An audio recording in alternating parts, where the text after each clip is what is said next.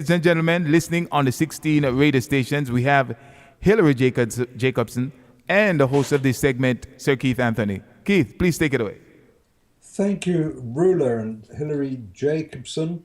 You're something of an expert, aren't you, on breastfeeding and the problems that are associated with breastfeeding. We were discussing some of those earlier on, and I'm sad to say a lot of those are involved in the ignorance of mankind, and I do mean man, in that area. We were discussing the cafe, weren't we, where you felt that I was being ignorant because some ladies in my local shopping centre have commandeered one of our cafes and turned it into a ladies only area for mum and babies.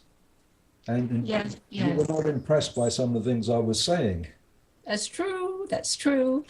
I have to say that I thought it was a little ironical that you and I are having this conversation, and I love that it's an international audience.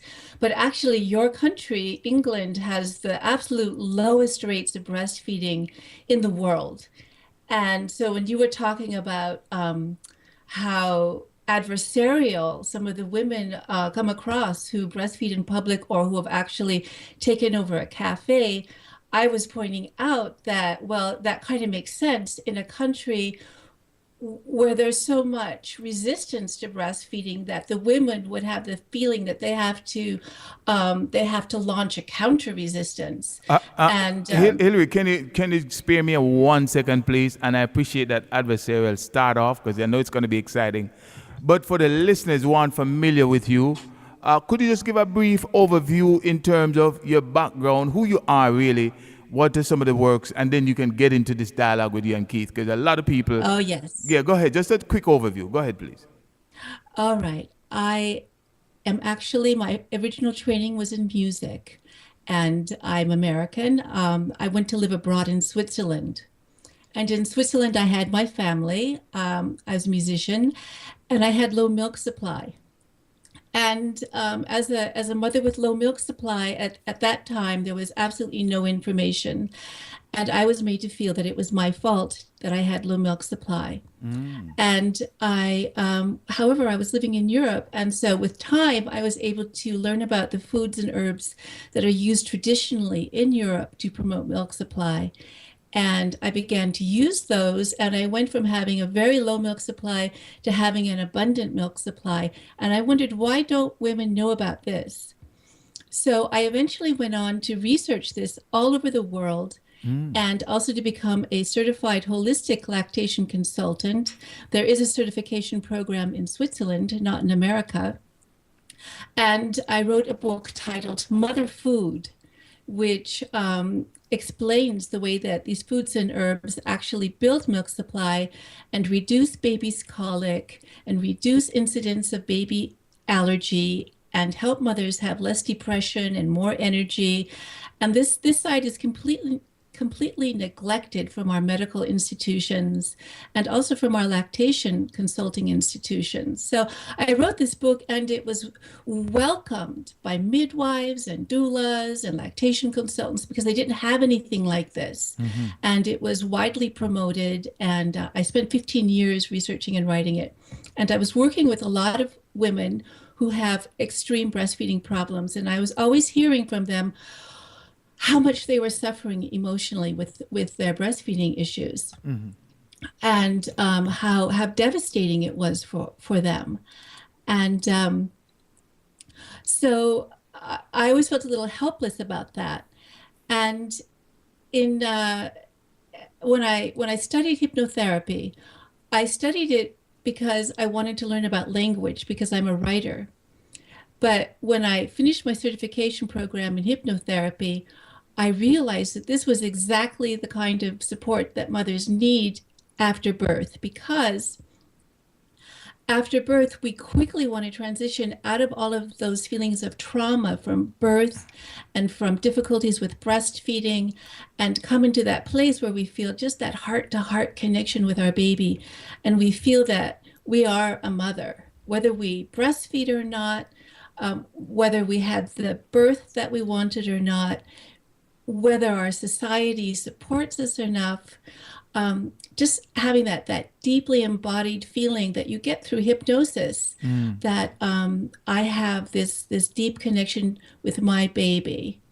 And so using hypnosis, I was able to begin to help mothers, more and more mothers, and to discover ways through hypnosis to support mothers in quickly transitioning out of their breastfeeding grief. So I recently published a book titled Healing Breastfeeding Grief, and that's all about that. And so I think that's Yeah. that's saying a bit who I am. Yes, Yeah. indeed, and we certainly appreciate that. Now, Keith, you may want to take it away and probably set up the exchange that led Hilary to start off. I think rebutting or talking about what you had seen.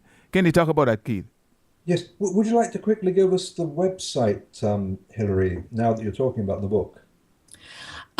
Yes, that's healingbreastfeedinggrief.com. And Keithanthony, if you don't mind, before we go on, I'd like to talk a little bit about what it feels like to have breastfeeding grief. Please, Just yes, we certainly want to hear about that because as a man, and I have to speak for all the men, I think, because I'm the only one here, apart from Rula as well, of course.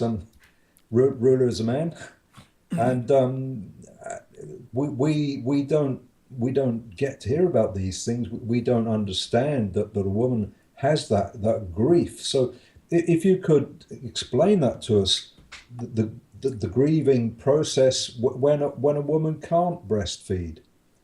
That's right. Most women who go into breastfeeding and who really want to, they have certain dreams about it and also expectations and hopes for themselves and their baby. So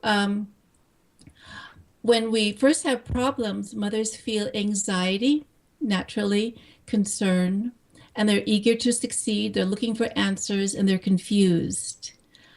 And as they struggle to make breastfeeding work, mothers feel anxiety, loss of confidence, and growing desperation.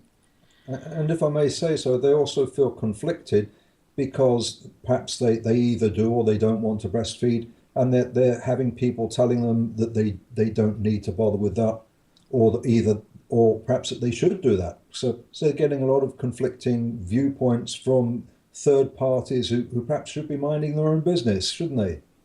That's absolutely right. Absolutely right, because society's voices play a big role in our expectations and in our well, a lot of women who want to breastfeed also want to belong to the breastfeeding community. So if they can't breastfeed, they often feel isolated and judged. So in some others, these feelings will escalate. And let me just go into that for a moment. They start to feel extreme shame, blame, and embarrassment. And that has something to do with those societal voices. And they feel a lot of anger, and sometimes towards themselves or towards others. And self-hatred is a big one, and self-rejection. And they feel like they're a failure. I mean, can you imagine just having a baby who's like 2 or 3 weeks old or 2 months old, and you already feel shattered, like you're a failure of a mother? And because, breastfeeding, we know so much about how breastfeeding supports the baby, these mothers, of course, we feel fear of having harmed our baby by not having breastfed. And we feel abandoned and alone and unworthy. I mean, these are things that mothers actually say. These words come from the mothers. And the last word that mothers often offer is the word devastated. I'm just devastated. And very, very little is known about this. If you think about it, 30 years ago, very little was known about postpartum depression. And in fact, we felt embarrassed to even to have that conversation around postpartum depression. And today we're embarrassed to have the conversation around breastfeeding grief. We don't really know how to talk about it. Yeah. Postpartum depression. Could you explain for the idiots who are listening, that includes me? I confess, postpartum depression. What does that mean? Well, postpartum depression essentially means the kind of deep depression that used to be 1 out of 10. Now it's 2 out of 10 women experience in the months up to a year after birth. And a lot of it is hormonally driven. And some of it is actually breastfeeding grief predisposes, it doubles the risk of mothers for postpartum depression. So postpartum means after partition or after delivering the baby.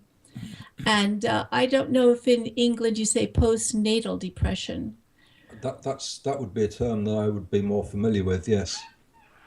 And Right. and this would be the sort of thing that would cause fatigue and exhaustion and fuzzy mind and that type of thing, wouldn't it?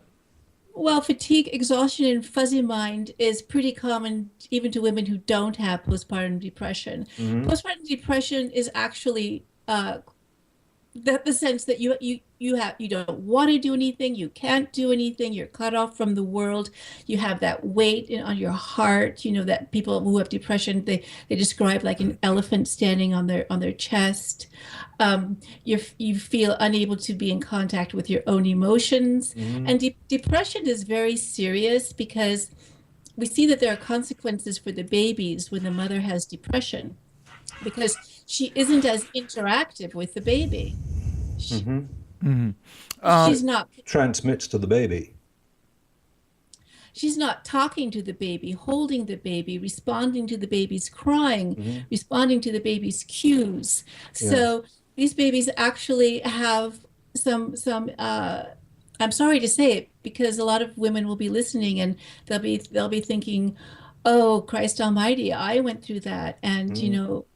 you There are powerful energies at work in this scenario because I've delivered a baby, and purely on the basis of saying to the mother, "You love that baby, don't you?" And she agreed. And so I said to her, "Because you love that baby, you don't want that baby's first experience to be you having all that pain of childbirth, do you?" And she agreed. And so I said, I agreed with her. I said, "Because of that, we're going to have a painless birthing, aren't we?" And she agreed. So on the basis of that, she felt no pain.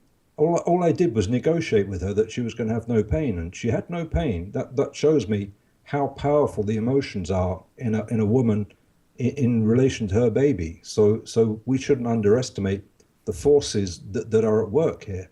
So absolutely. I'm in full agreement with the power Hillary, that's going on. sorry, Hillary. Go ahead, Rula. Yes, Hillary. Breastfeeding, which is what you're talking about. Another word, nursing. Yes. Mothers typically tend to start to breastfeed within hours of the baby's birth. Is that correct? Optimally right away. Right away. Optimally, the baby remains on the mom's body, Right. and the baby crawls up to her breasts and finds his way or her way to the nipple and initiates breastfeeding on the Oh, really? babies. On It's the baby's initiative. It's a remarkable Wow. discovery that we've made about breastfeeding, that if you leave the mom and the baby alone, the baby will actually initiate Re- breastfeeding fairly quickly. really? Oh, so it's not the Yeah. mother taking the baby and bring it to the breast and Well, start to feed. Are you saying the w- instinct? in our society, it is, the nurse comes and takes the baby away and washes it and brings it back, and it's not naked anymore, It's and it doesn't very have that unnatural. skin. So it's very unnatural. So they lose that immediate instinctive Instinctive. way that the Right. baby's born with that instinct to crawl up to the mother's Ah, breasts. interesting.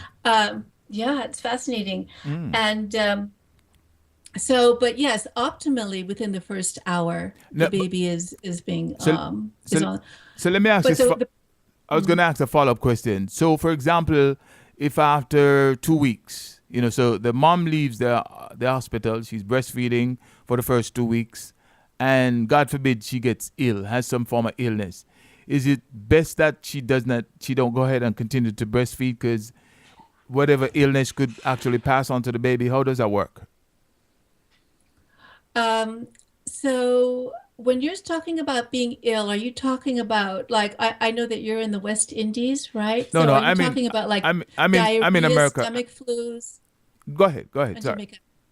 So the kinds of illnesses that mothers typically get in the West would be like a cold or a flu. Right. Um, And in that case, no, she doesn't have to be concerned because her body is producing antibodies, Okay. and those antibodies will be going with the milk to the baby. Gotcha. Yeah. And basically that's what I was thinking of, like the cold or the flu or fever, anything that one would get day to day in terms of sickness. Yeah. Now they're saying it is estimated that about 820,000 deaths could be prevented globally if more mothers were breastfeeding. What's your thought on that? It's true. And why is that It's so? just, Why is that so? Why is that so? well, one of the reasons is because the alternative is so deadly. Because a lot of mothers, when they give formula in third world countries, unfortunately, this is how it is, because they can't really afford the formula, they will stretch it. Ah, And and so the baby isn't getting the full amount of nutrition that he or she actually needs. gotcha. And the other thing that could happen is that the mother can use water that hasn't been properly boiled. So the formula then contains whatever pathogens are in the water. Mm, And also, in tropical places and very hot places, um, dehydration is an issue if a baby gets some kind of a stomach problem, an intestinal problem, diarrhea. And actually, this used to be very much the case in the United States as well. And in the 1800s, when women, of course, breastfed because that was the only way to secure a baby's survival, they knew that you should not wean a baby during the hot months because during the hot months, the baby might get some kind of a diarrhea and die of dehydration. mm-hmm. So, so that women were trying not to wean from spring to summer, but only in the fall and the winter seasons. So, And yeah. finally, before I turn it back to Keith, though, how long after start breastfeeding typically? What's the duration period for breastfeeding? Is there any rule of thumb, or it's just depending on the relationship between the baby and the mom? Well, this is a really difficult question, Okay. and because it really depends on the context. Oh, So, studies were done about indigenous women around the world, and they found that they breastfed babies well into childhood. wow. So, yeah. So, giving mothers that protection, giving babies, children that protection of breast milk, because breast milk is always going to be, in a sense, inoculating the babies. It's like instead of having vaccines, you can inoculate the baby with your breast milk because any Right. virus or bacteria that's going around, your own antibodies will be carried to the baby through your breast milk. And also, there are all of those really important fatty acids that are good for the nerves and the brain. So you give your baby its best neurological development. So there are lots of reasons for that, and that's actually why very, very educated women around the world breastfeeding their babies, their children into late childhood. So that's one answer. Another answer is the World Health Organization recommends 2 years. Mm, And it recommends about 6 months, and then you start to supplement with certain foods that contain iron. However, a lot of women exclusively breastfeed for 1 year or longer, and their babies are fine. Um, so that's something that, in my position, I always have to say, check with your healthcare provider, check with your doctor, talk about, how your baby's doing. However, I want to say that a real problem is having to go back to work because, like in the United States, women do not have paid extended maternity leave. So going back to work can be very, very, very, very difficult. And actually, it can preclude breastfeeding. It can make breastfeeding impossible for many women. And this can be a cause of breastfeeding grief, actually, because if you go to a work situation that makes it very difficult to pump, mm-hmm. to express your breast milk over the day, like let's say you're working at McDonald's. Well, you don't really have much leverage with your employer. You can't really say, I need to have my time to pump because chances are, you're expendable. your employer will say, get lost and take the next employee on. So I don't mean to use McDonald's, specifically for any reason. I don't, but just that kind of job, just that kind of, yeah. Let me just also for clarification, when you use the word pump, are you saying then the mom would get her breast, produce the milk in a pumping it into a container and then feed the baby from that container? Is that what you're talking about? Well, yes, during the hours when she's at work, at regular intervals, she will go off into a nice secluded room where she's comfortable, Uh-huh. and she'll have her breast pump, and she'll have a little refrigerator, and she'll, over the course of the day, pump her milk and Uh-huh. bring that home, Okay. and her baby would be fed with her pumped breast milk. Yeah. All right. Keith, take it away. I think when Yeah. you started, there was some, I guess, adversarial contact between you and Keith. So I don't know if you want to get into that now. Keith, go ahead, please. No, we're not adversaries, are we?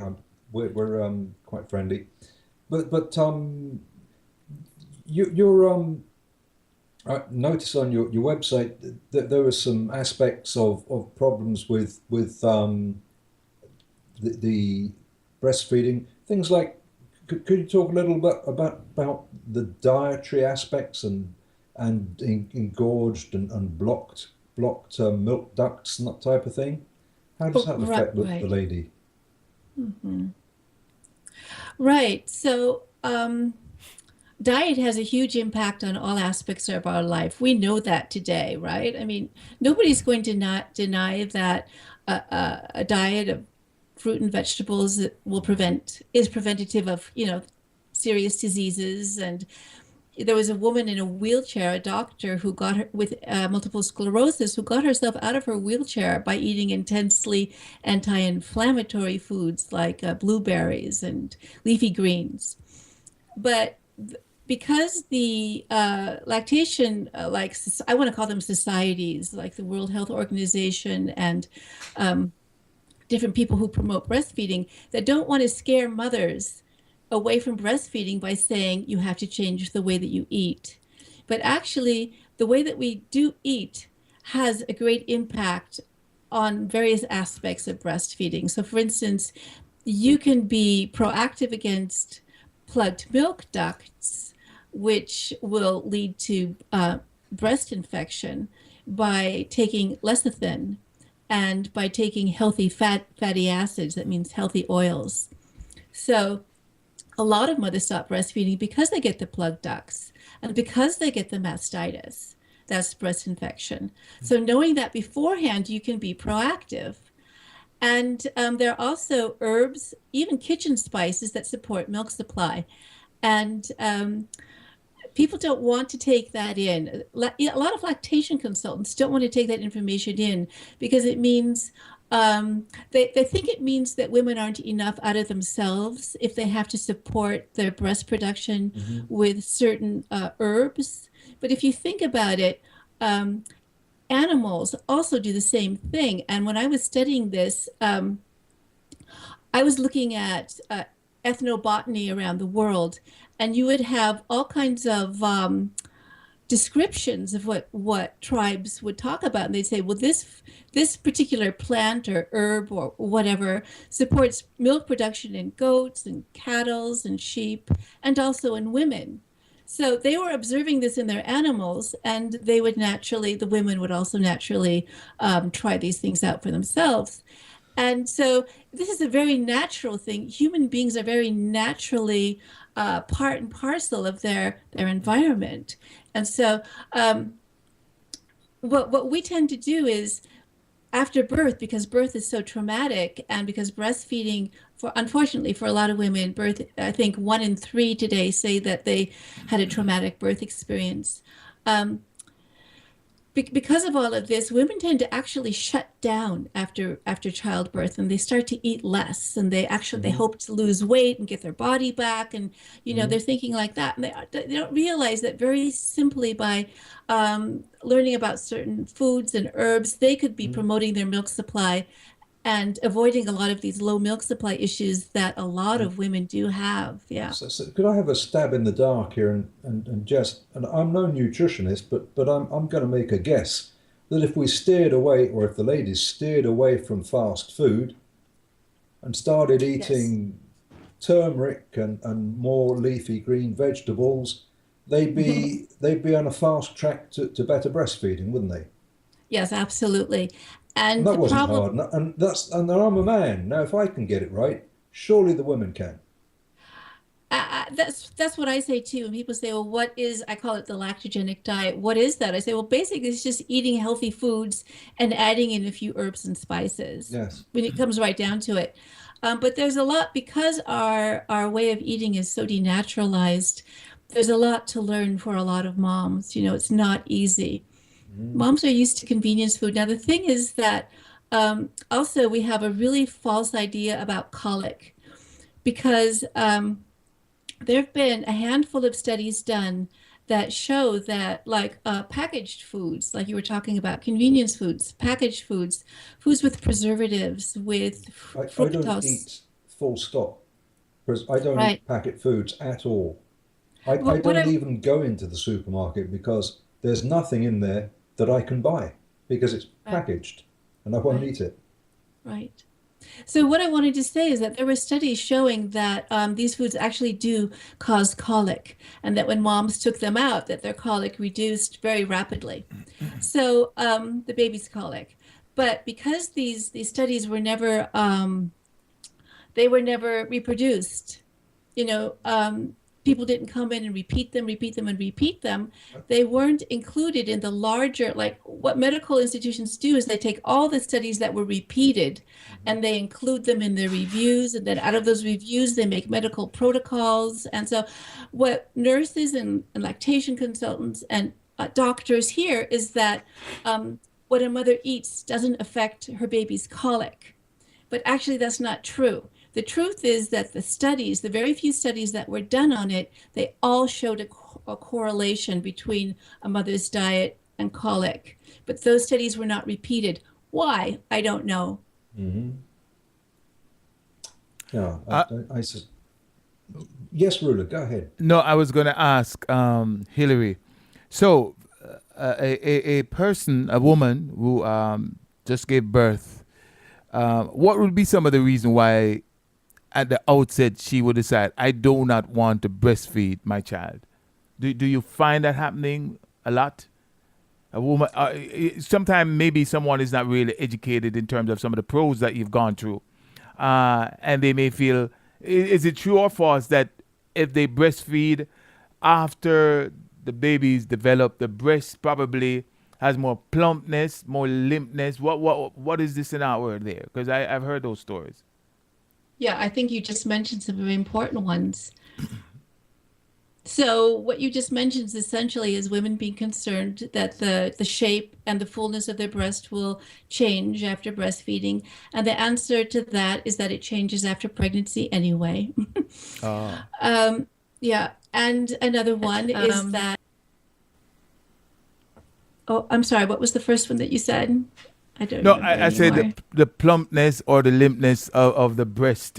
Someone may be a little Yes. concerned with those type of thing about their breast, and they would probably tend Okay. to not want But to. what, Yeah, go ahead. right.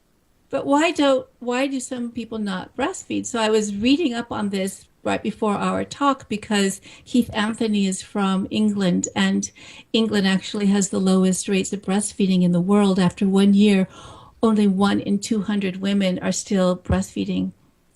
Wow. And I was reading about some of the reasons, and they really are just huge swaths of the population that believe it's not hygienic, that it's old-fashioned to breastfeed, that only poor women breastfeed, and that it's some highfalutin people making a big deal out of nothing.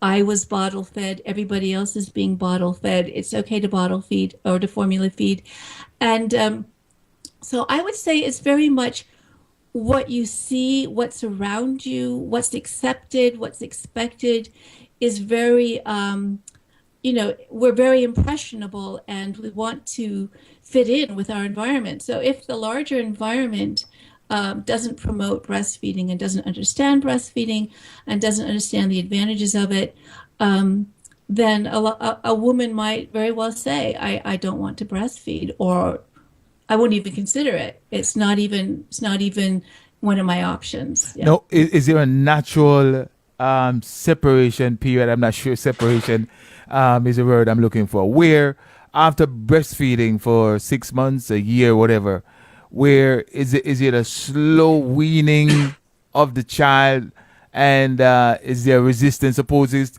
the child? Because I remember back home in Jamaica where you may see a mom breastfeeding a child, and maybe if the baby's stomach is filled, the baby is still wanting to tug onto the breast to continue. Talk about what that means when it comes to the cycle now, when at the end of that timeline, how that separation takes place. Well, so breastfeeding has multifunctions, and one of them is giving the baby comfort and reassurance, kind of their own place they can tap into, where they always have a reliable sense of love, comfort, connection, somebody who's there for them.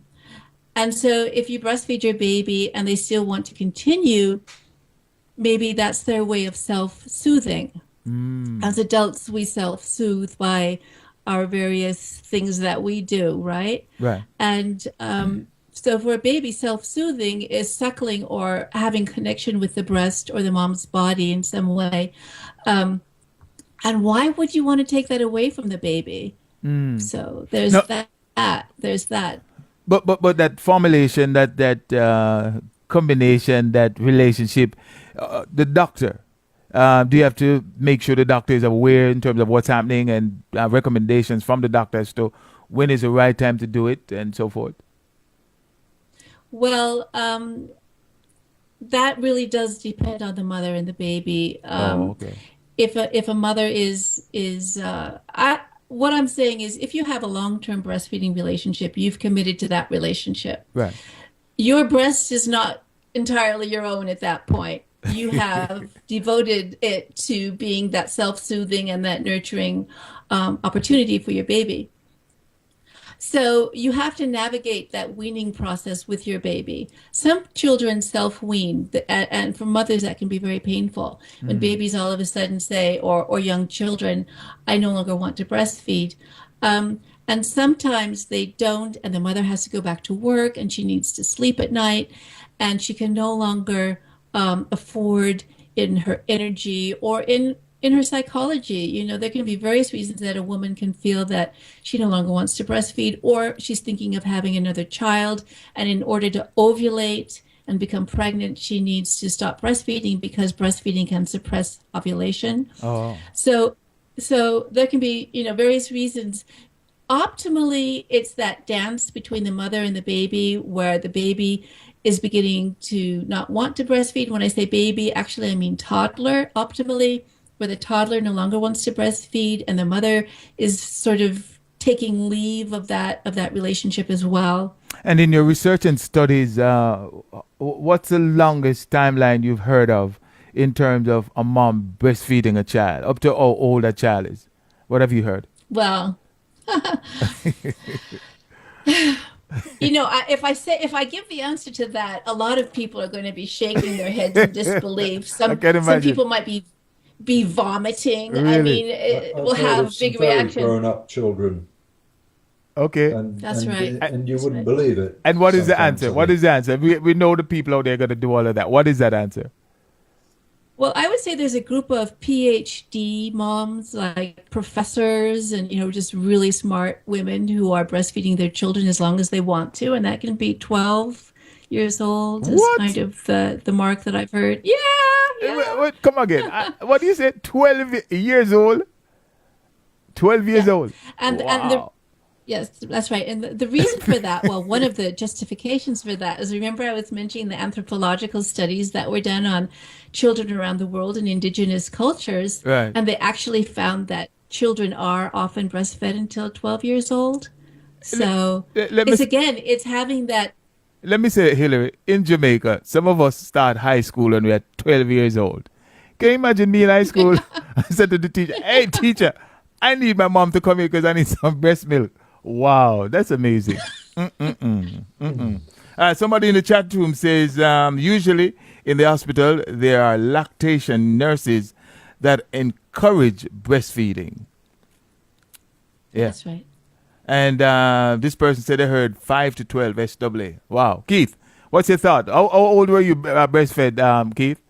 As far as I'm aware, 20? I wasn't breastfed. I was bottle fed, You're bottle fed.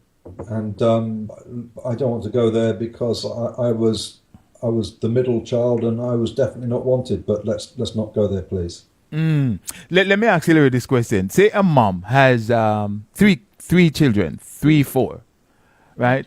The first one, she did not breastfeed. The second, she did not breastfeed. What's the likeliness or the chance of the third and fourth getting breastfed? Does that So are happen? you saying she chose not to breastfeed, or she had some kind of problem breastfeeding? Because this is a different Yeah. situation. All right. Well, explain both of them. But you're right. I like how you've separated them. Go ahead. Right. So if a mother, let's say a mother has low milk supply, what happens is that from pregnancy to pregnancy, the breasts develop more breast tissue.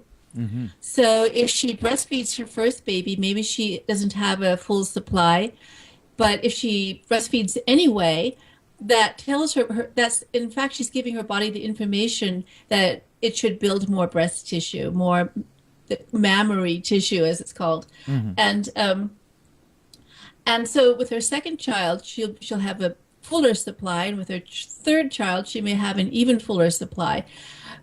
And this is a situation where you can really help with foods and herbs, because that will, again, that's giving your body a push through the herbal, the communication, the chemicals that are in the herbs will give your body another push to build that mammary tissue and to get the prolactin, the hormones of lactation, flowing. Gotcha. So there's that. But a woman who chooses not to breastfeed, well, we don't really know, do we? Does she have a problem or not? But in theory, she should have no problem breastfeeding anytime she chooses to breastfeed. Most women can breastfeed. Most women do not have low milk supply. But today we're in a changing world, right? And from generation to generation, we're seeing more people getting sick. And Wow. autism, for instance, is an example of that, right? So what we're seeing with babies is that more and more babies have structural problems in their mouth that makes breastfeeding difficult.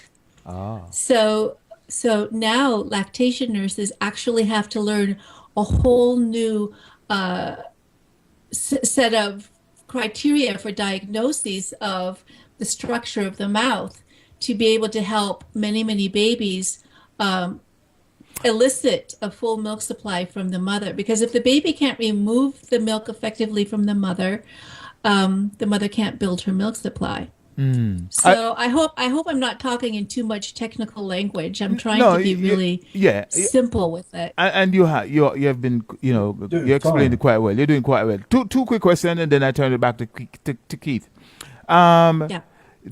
And this is what I've heard, and I don't know true it is, and being from Jamaica, that when a baby's breastfed, the teeth, it's good for the teeth formation in the early stages. And the other question I have that just comes to mind, say a mom has a problem producing the milk, can hypnosis, what you and Keith do, can you help in those cases if a mom has problem producing milk?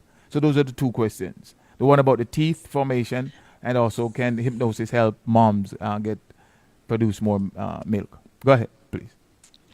Well, if the problem is on the side of the mom, and especially if it has to do with like unresolved traumas and tensions and anxiety, so that she can't really let herself relax into the breastfeeding experience, then yes, hypnosis can help. And if it's the structural problem in the mouth of the baby, no, it can't. You have to really address what's there. So if the problem is the mother, yes, it can help. If the problem is the baby, no, it can't. However, that said, anything that you do at the beginning when the milk supply problems are first becoming evident gives you time to find out if there's something wrong with the baby. So if you use the what I call the lactogenic foods and herbs, and if you use hypnosis or deep relaxation, and you are able to come into your body more fully and relax while you're breastfeeding, you're doing everything from your side to make it possible, and you will produce more milk at that moment.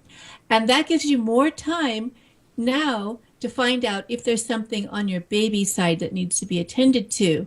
Whereas if mothers don't use those things, those adjuncts, those tools to help them produce a higher milk supply, if they don't do it, the chances are they're going to miss that evaluation of their baby's structure. And if they miss that, what can happen is that the baby has a pinched structure here between the neck and the head, and that will affect their breathing, and that has long-term consequences for their development, because if you don't have enough oxygen in your brain, enough oxygen in your body, because your breathing is constricted, you're not going to have your optimal development. So this is all new stuff that's yeah. No, okay. Keith, take it away. I've asked so many questions. I hope I. No, Hilary, you're doing great, Rula. I'm just enjoying sitting back here and kicking my heels up and listening to the show, because that's a lot of fun, and yeah, there's a lot of some questions. really important points out here. Yeah, and you're helping me prevent putting my foot in it, which could so easily happen here. All right, So, Keith, take it away, Keith. I'm staying safe. Yes, it's 18 minutes after the hour, folks. We're speaking to Miss Hilary Jacobson, and author of the book Healing Breastfeeding Grief. And Sir Keithanthony. Go ahead, Keith. And now I'm going to put my foot in it. So I'm just thinking, Hilary, the breast development for breastfeeding, does that all happen after the birth of the child, or is there much that we can do before the birth of the child to prepare the mother for breastfeeding? Is there a lot of psychological process that we can prepare beforehand to get the mother ready? You ask good questions, Keithanthony. Thank you very much. Good. Very good. Yeah, and you'll see that in different cultures that there are actually rituals that mothers go through at various stages during pregnancy to prepare themselves mentally and physically for breastfeeding. For instance, breast massage is one of the things, and also changes in the diet. So what we've seen is that mothers can take certain herbs at different stages during pregnancy to help promote the development of their glandular tissue during pregnancy. This is especially important for women who have already had a baby and have already experienced low milk supply. It's a little iffy with somebody who doesn't know if that they have a problem, because they can actually overproduce milk. So that's a bit touch and go. However, yes, during pregnancy, one of the things that we have to be very careful about is healing the mother's digestive system, because a lot of us have irritable bowel syndrome, or we have indigestion, various kinds of that. And so anything that you can do that will improve your intestinal flora is going to be improving your chances of having a good milk supply, because your whole body will be functioning better. Your body-brain connection will be better. That's what we're learning. Also, you're going to be giving your baby a better start if your inner terrain, your intestinal flora is good. So those are two answers. And also, hypnosis during pregnancy is very important. You can do a lot of deep relaxation or yoga, all those things that give you a moment where every day you connect in with your baby and you really develop that relationship, and you imagine yourself breastfeeding your baby and having that connection. All of that, yes. So I hope that answers your question. That did very well. So people like you and I are the best thing since sliced bread, aren't we? To expectant mothers, and also things like live yogurt and also fermented vegetables would be very good to get that good bacteria going in the intestines to prevent all the bad things that could be going on in there. particularly if somebody's been having, as many of us have been, we've been having antibiotics that really messes up your insides, and all that good flora has to be replaced because most of us haven't got any. And Absolutely. so I regularly make sure that I eat live yogurt, and also make myself, and don't buy the commercial stuff, by the way. Make sure you make your own fermented vegetables, which is very quick, very easy to do. You don't even need to sterilize the jars, and that helps it. That's right. And That's right. so you can't get it wrong, really. That's very easy, actually. So, and something else that I wanted to say is that during pregnancy, another place where hypnotherapists have an opportunity to really help mothers is in resolving childbirth trauma from a previous childbirth, Yes. and also breastfeeding grief. Because if a mother previously wasn't able to breastfeed and she's still carrying all those emotions of breastfeeding grief, Uh-huh. it can be very helpful to resolve Yes. that before the next birth, because actually some mothers actually will not have another baby because they're Yes. so frightened of going through breastfeeding grief again. That's how traumatizing it is. So, Yes. and now I wanted to say before we get to the end, I don't know how much time we have, that I am giving trainings. I'm giving trainings for lactation consultants. I'll be giving one this Friday. I'm giving trainings for hypnotherapists, and I'm giving some trainings for moms. So you can contact me through my site, Healing Breastfeeding Grief. So I really want to help hypnotherapists learn how to help mothers overcome Yeah. breastfeeding grief, because breastfeeding grief is something that we don't know about, we don't talk about, we don't understand, most of us. Um, but if a woman comes to your practice as a hypnotherapist, you don't really recognize it. And I actually worked with a mother who had been, over the course of 3 years, she'd been to multiple different kinds of therapists, even a shamanic healer, somatic therapist, etc.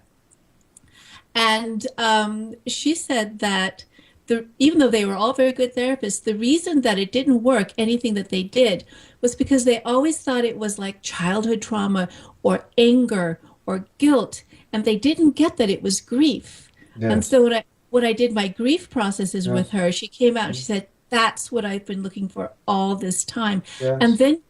then she healed. She healed And from that everybody result. listening, by the way, it's okay to be not okay. Would you agree with that, Hilary? Yes, definitely. We have to live with And it. healing breast. Give your website again because you didn't put the .com at the end.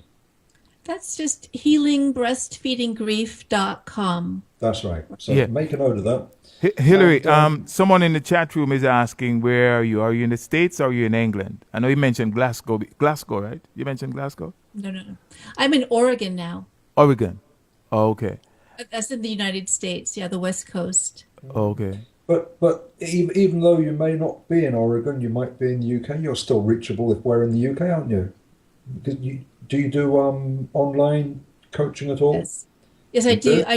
I do phone and Skype consultations. And So Hillary's reachable wherever you are. So don't be afraid to contact her on her website. As you've heard her on here, Hilary is very good. I've had the privilege of speaking with her privately, and she knows her stuff. She's very well versed and an author. So do contact her Yes, folks. because she's very good. Yes, folks, and also on the video that we're capturing now, I have the book up. The book up. It's called "Healing Breastfeeding Grief" by Hilary Jacobson. And make sure when you share this video later on, you point that out, and you can go to the website healingbreastfeedinggrief.com, and you'll be able And your to. other book is, you have two books, don't you? yes, the other book is Mother Food, and that's about the foods and herbs that promote milk supply, prevent colic, and prevent allergies, and all of that good stuff. And so often when I work with moms, I work on both things. I work on the dietary and herbal stuff, and I work on the hypnotherapy stuff. Yeah. Yeah, and folks, again, for healing breastfeeding, there are two G's there. So it says HEALING, breastfeeding grief. So there are two G's there. Don't think it's just one G.com. Could you give us any advice, Hilary, for ladies who are breastfeeding in public? How should, and not just the men, but other women, how should we approach that? Because in England, I was saying to you earlier on that some of the women in England are very aggressive. They come in like it's a panzer group coming to the table. Well, and I was saying to you that because England has the lowest rates of breastfeeding in the world, doubtless this adversarial, that's where you heard that word, Rula. Doubtless this adversarial culture of breastfeeding women in public that you're talking about comes from the fact that they feel so suppressed and they feel so unwanted and so unaccepted. So they're say, well, in your face, you know. So I don't have any advice for them. I think that they're doing what they have to do. I don't know. Perhaps we need to try and get a few of us to get together and start a campaign to bring it out into the open and say it's okay to do breastfeeding in England. Well, something has to happen in England because it's catastrophic, but you know. Yeah. And I wanted to say though, where is all my work going? Because I haven't been able to bring that out yet in this conversation. It's pretty short. In hypnotherapy, in the session, what I try to do, and as you know, when you do hypnotherapy, it's that you say you try, but really you do it, is to create that heart-to-heart connection between the mom and the baby. Yes. Because when we have that heart-to-heart connection, we no longer ask, am I good enough? Am I a good enough mom? Do I love my baby enough? Is my baby getting enough from me? You just feel that questionless connection, deep, deep bond, deep, deep connection to your baby. And also to build that sense of that energetic flow of love and nourishing energies that the mom can give, whether she's breastfeeding or formula feeding. The mom is the vehicle that allows all that nourishing love for baby. And when that's cut off because of breastfeeding grief or because of postpartum depression, the baby is being cut off not only from the breast milk, but actually from the, let's just call it energetic nourishment, from the loving energy that babies also depend on for so many aspects of their development. And they get that from their parents. So. Let me ask you, this question just came to mind. It's 29 after. We have another 2.5 minutes. We're going to wrap it up. Nowadays, we've heard of moms having baby in their 40s now, 40, 45, somewhere in that range. Is there a problem with the mom at that age producing breast milk? Can you say? Again, it kind of depends on why they're having them that late. But I would say in general, I have to say yes. Mothers who have children later in life do tend to have more problems. Okay. But sometimes it's because a mother puts off having a baby till later so that she can do her career work, et cetera, et cetera. Right. And sometimes it's because of infertility issues. Mothers who have infertility issues are at higher risk to have low milk supply. All right. And folks, again, if you'd like to check out more of the work, if you have a Facebook page, you can check out her on Facebook. She has a Facebook group called Healing Breastfeeding Grief, where mothers can share their healing and journeys and practice the healing modalities described in her book. And remember, she has another book. She has 2 books. The one's called Motherfood and then Healing Breastfeeding Grief. Hilary Jacobson, a CHT, a certified clinical hypnotherapist. Am I correct in saying that? That's right. All right. That's right. Thank you. All right, Keith, you can tie it together now with Hilary and we'll take it out from here. Go ahead, Keith. Thank you, Rula. Yeah, man. Keith, go ahead. Thank you, Rula, and thank you, Hilary Jacobson. It's been a very unusual interview today and the privilege to do it. I hope I didn't put my foot in it too much. Not at all. And it's very interesting, and I don't think we've had enough time to do it full justice. There's so much more that we could say, I'm sure. But I want to thank you. And you both have asked wonderful questions. Thank you both for a Thank wonderful you very interview. much. Yeah, well, we certainly thank you for coming on, Hilary, and I certainly enjoy the exchange, and we look forward to having you again if you so decide to come on. Keith. Oh, thank you. Yes, that would be wonderful, because I'm sure that now that we've had you on, I'm sure that the ladies who've been listening in the audience, wherever they are, probably got lots of questions, and that they might be tempted to come on and perhaps join us in Skype and put their questions forward or send them in. And if they want to send them in, by the way, then certainly they can send them in to you, can't they, on your website? Would you like to give us your website again? Yes, that's healingbreastfeedinggrief.com. And that's each word spelled out fully. Yes. And it's a very simple website. So just contact me, join my email list, contact me, and I'll keep you up to date with the way that this is progressing, because I'm developing now these courses for mothers and also for healthcare practitioners and also for hypnotherapists. I'm very excited to be doing this work and very grateful for the opportunity to share it with your audience. Yeah, I'm sure you also do hypnobirthing, don't you? I don't. No? That's something else. That's something else. Yeah, that's not. Yeah. Okay, Hilary, because I do. If anybody needs hypnobirthing, then do by all means contact me. Now what? And I've even done it in the streets from cold with a lady on one occasion. That baby will be about 22 years old now. So absolutely from zero, from cold, I've done that with one lady. Okay. So I do hypnobirthing, and you contact me at my Facebook page, which is facebook.com/hypnosensei. So it's HYPNOSENSEI. So send me a PM there. Okay. So thank you, Hilary. Thank you, Rula. Yes, sir. Thank you so much. We'll call that a wrap, shall we? Yes, indeed. Hilary, thank you so much. Have a great day, all right? You too. Thank you. Thank you. Bye-bye. All right. Yes, indeed. Hilary Jacobson with her book, Healing Breastfeeding Grief, and Sir Keithanthony. We're going to take